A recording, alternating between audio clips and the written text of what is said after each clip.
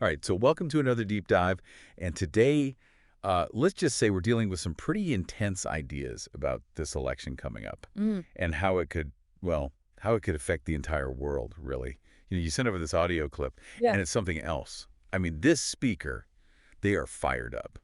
Oh, It's yeah. like it's like part sermon, part get out the vote rally, Yeah. and then there's all this talk about what's at stake, like really big picture stuff. It's definitely a powerful message for sure. There's no doubt about that. I mean, they lean really hard into this whole religious angle, you know, painting the election as good versus evil, light versus dark, that kind of thing. They seem absolutely convinced that this isn't just another election. They're calling it get this, a fulcrum election. Yeah. Like it has the power to completely change the world as we know it. Okay, a fulcrum election. That's pretty dramatic. So are we really talking about one of those like pivotal moments in history, like a turning point? And what even makes an election a fulcrum election anyway? Well, think of it like a seesaw, right?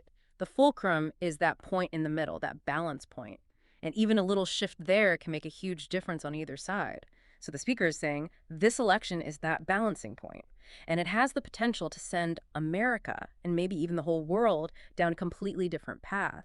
They even bring up these potential outcomes, and I'm talking some really heavy stuff. World War III, shifts in global currency, with those BRICS nations, Mm. Brazil, Russia, India, China, and South Africa.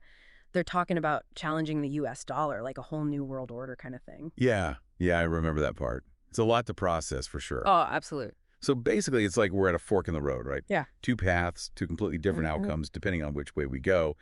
And they present the two main candidates as total opposites, like almost literally choosing between light and darkness. Exactly. It's that stark for them. And they get into specifics, too, to illustrate the point. Things like, well, transgender rights, abortion, appointing judges to the Supreme Court, even globalism versus nationalism, that age-old debate. It's presented as this ultimate choice. And each candidate is like the embodiment of one side or the other on every single issue. And they really seem to believe that one side is, well, a path to destruction, and the other side is, I guess, more in line with God's plan or something like that. Yeah, It's right. pretty wild how they weave together faith and politics. Like, your vote isn't just a political statement, it's a spiritual one, too. Right. It's a powerful way to get people's attention. When you tap into those core beliefs and values, especially religious ones, it adds this whole other layer of meaning and urgency to the election. But then things get a little, well, let's just say conspiracy theory territory. They start talking about the Epstein list. Hmm.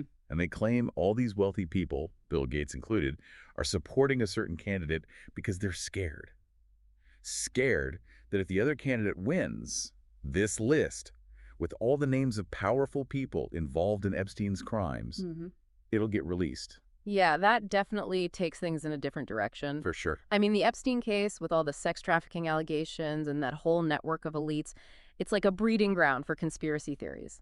This list has been a source of speculation for years, but so far there's no real proof it even exists, and definitely no evidence that it's being used as some kind of bargaining chip in the election. Right. It does sound like something out of a movie, doesn't it? Uh, But they don't stop there. They even bring up this supposed indictment against Bill Gates in the Netherlands, of all places, yeah. saying it's all about lies about the COVID vaccine, like he was covering something up. Okay, so that one needs some clarification. There's no official record of Bill Gates being indicted in the Netherlands or anywhere else for anything to do with COVID vaccines. It's possible they're talking about something they saw online, how misinformation spreads. Or maybe they're misinterpreting some legal stuff related to Gates's philanthropy work, global health initiatives, that kind of thing. But there's nothing to back up that claim as it's presented in the audio. Got it. So we're dealing with a mix here.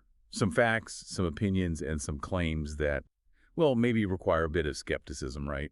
But the way they put it all together, it's a very compelling story. And I have to say, I'm really curious about this term they use, Cyruses. What do they mean by that? Ah, that's where their religious worldview really comes into play. They're talking about Cyrus the Great from the Bible. He was a Persian king, and he had a huge role in letting the Jewish people go back to Jerusalem and rebuild their temple. So it seems like when they say Cyruses, they mean anyone, not necessarily Christians, who they believe is being used by God to shake things up, to fight against whatever they see as threats to their values, even if it's happening outside those traditional religious institutions. Hold on. So they're comparing people today to a king from the Bible. That's pretty interesting. And they actually name some of these modern day Cyruses, right? Who made the list? Oh, yeah, they name names, and it's quite a mix. Elon Musk, Dana White, Russell Brand, Jordan Peterson, even Matthew McConaughey. Not exactly your usual Sunday school crowd, huh? Definitely a diverse group. So what do they all have in common, according to the speaker? And what does this whole Cyrus idea tell us about how they see the world? Those are great questions, and honestly, they're a perfect way to jump into the next part of our deep dive. What's fascinating here is that they're basically saying the church has become complacent. And that's why God is working through these, well, less conventional figures. It's both a critique of the church and a call to action all in one. Okay, so we're seeing this theme of a spiritual battle emerge with the Cyruses as key players. But how does this all tie back to the election itself? What about that wealth transfer they keep talking about?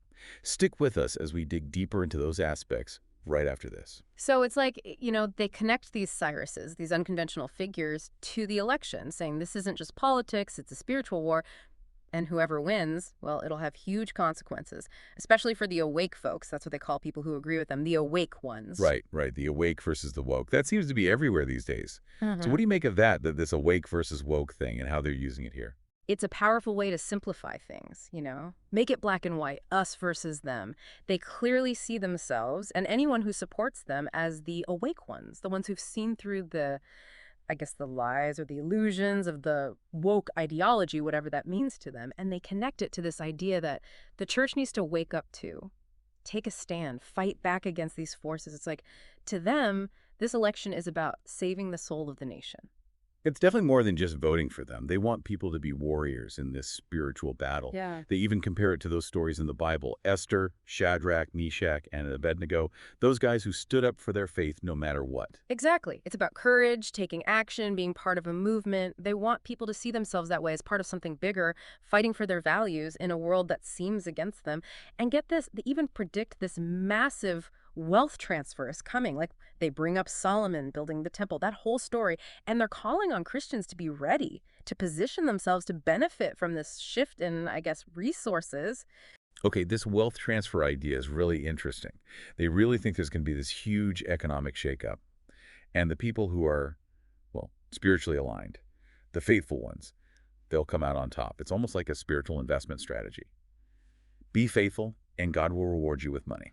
Yeah, it's a fascinating mix of religion and, well, money, or at least the desire for it. There's a long history of that in certain parts of Christianity, connecting material wealth with spiritual success. Like, God blesses the faithful with money, and then they use that money to do God's work. They even talk about creating 7,000 millionaires to fund, get this, a billion soul harvest. Wow. That's a pretty big goal. Yeah, that's ambitious, to say the least. What do you think they mean by a billion soul harvest? Yeah. How does that fit into all of this? It sounds like they're talking about a mass conversion, a spiritual awakening, like millions, billions of people suddenly embracing their version of Christianity. And money, that's the key to making it happen. These 7,000 millionaires, they're the ones who'll spread the message, expand their influence. So it's about being prepared on two levels. Spiritually, for this cosmic battle, and practically to be in the right place to benefit from this wealth transfer. They even encourage people to go to this global emergency meeting to learn how to navigate everything that's coming. Yeah, it's a powerful message for sure, especially for people who are struggling financially or feel like the system's rigged against them. The promise of a wealth transfer tied to their faith, it gives them hope, a sense of control in a world that feels chaotic. Right. But it's important to remember, they're speaking from a very specific viewpoint. Oh, absolutely. One that combines religion, politics, and economics in a way that a lot of people might not agree with. So for someone listening to this, what are the key takeaways? What should they be thinking about as they try to process all of this? Well, first, it shows how closely connected religion and politics can be, especially in the U.S. This speaker's message is a perfect example of how faith can shape political views and drive action. Second, it reminds us that we're bombarded with information all the time, and we need to be careful, especially during an election. Fact-checking, looking at different sources, being skeptical of anything that plays on our fears or prejudices, those are essential skills these days. And what about this awake versus woke idea? How should people approach that? That's tough. It's important to understand how it's being used to mobilize voters and create this sense of urgency. But we also have to be careful not to get sucked into those overly simplistic divisions. The world is complicated, and most issues are way more nuanced than they seem in politics. So even if someone doesn't agree with the speaker's religious beliefs or political views, There's still a lot to learn from analyzing how they talk and understanding why they say what they say. Totally. It gives us a glimpse into a whole worldview, how people make sense of what's happening, their hopes for the future, even how they make financial decisions. It's a fascinating stuff, really. Thanks, That's what makes Council. this deep dive so interesting. Exactly. It's not just about one speaker. It's about understanding the bigger themes and anxieties that are shaping everything right now. Politics, culture, everything. You put it perfectly. Now, the speaker also talked a lot about taking action, not just voting, but getting involved locally. They seem to believe that real change happens not just at the ballot box, but through constant effort, community organizing, holding those in power accountable. Yeah. What do you think about that? How does it fit into their overall message? Yeah, it's like they're pushing for a much more, I don't know, hands-on approach to being a citizen. Not just voting every few years, but really getting involved and making your voice heard. Right, like it's not a one-time thing, it's an ongoing commitment. Exactly. It's about mobilizing, holding leaders accountable, working for change from the ground up.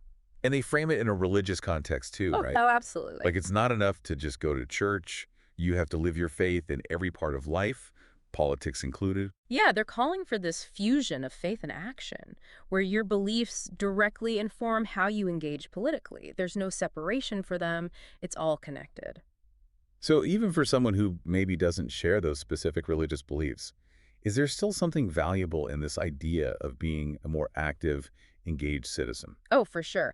I think no matter your background, what they're saying about civic engagement raises some important questions for everyone, like what issues are most important to you, how can you make a difference, and how can we work together, even when we disagree, to build a better society? Those are questions that go way beyond any election or political party. It's about taking responsibility, owning our part in shaping the future, whether it's through voting, volunteering, speaking out, or just having meaningful conversations with people. Exactly. Recognizing that we're not just watching things happen, we can actually make things happen. Wow, this has been a really thought-provoking deep dive, I have to say. We've covered a lot. Fulcrum elections, Cyrus's wealth transfers, calls to action.